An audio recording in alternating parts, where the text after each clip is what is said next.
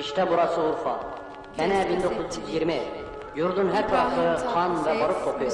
Fransız ordusu Urfa'nın 4 tarafını çevirmişti. Büyük kumandan Gazi Mustafa Kemal Paşa, kahraman Urfalılara düşmanı vurmalarını emrediyordu. Yemen'de, Çanakkale'de, Kafkaslar'da çarpışmış, her tarafı yara bere içinde, evinde yatan bir gazi, Urfa kumandanına bu harbe ben de katılmak istiyorum diye bir yazı gönderdi.